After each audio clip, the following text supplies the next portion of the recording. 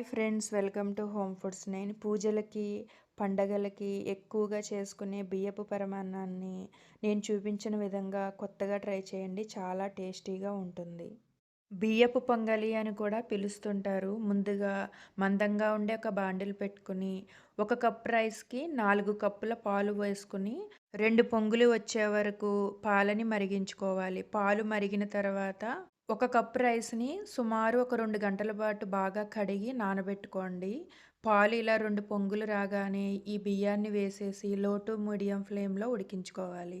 కొద్దిగా ఉడకడం స్టార్ట్ అవ్వగానే ఇలా మూత పెట్టి ఉడికించుకోండి. మధ్యలో కలుపుతూ ఉడికించుకోవాలి.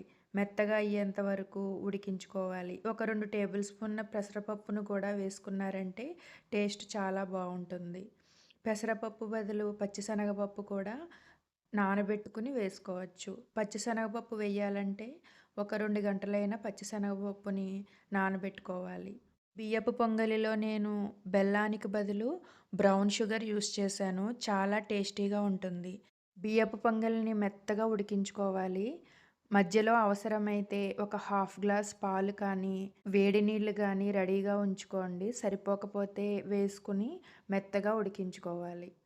నేను చూపించిన విధంగా ఇలా మెత్తగా ఉడికిన తర్వాత ఒక కప్పు రైస్‌కి ఒక కప్పు బ్రౌన్ షుగర్ అయితే సరిపోతుంది.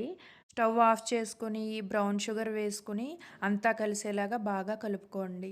మీడియంగా స్వీట్ ఇష్టపడే వారికి నేను చూపించిన కొలత సరిపోతుంది.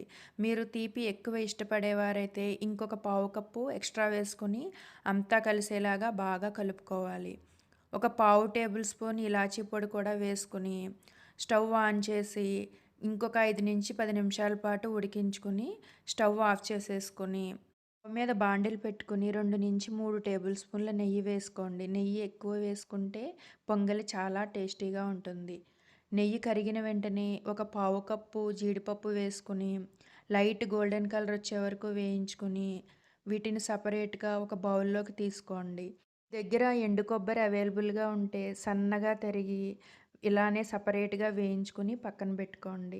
2-3 టేబుల్ స్పూన్ల కిస్మిస్ వేసుకుని, కిస్మిస్ పొంగే వరకు వేయించుకొని, నెయ్యితో సహా పొంగలిలో ఈ కిస్మిస్ వేసేసి, ముందుగా వేయించి పెట్టుకున్న జీడిపప్పు పలుకులు కూడా వేసుకుని, అన్నీ బాగా కలిసేలాగా కలుపుకోండి. ఈ రెసిపీ మీకు నచ్చితే లైక్ చేసి మీ ఫ్రెండ్స్‌కి కూడా షేర్ చేయండి. మీరు కూడా ట్రై చేసి మీకు టేస్ట్ ఎలా అనిపించిందో కమెంట్ రూపంలో మీ అభిప్రాయం నాకు తెలియచేయండి. నా ఛానల్‌ని ఫస్ట్ టైం చూస్తున్నట్లయితే సబ్స్క్రైబ్ చేసుకోండి. Thanks for watching.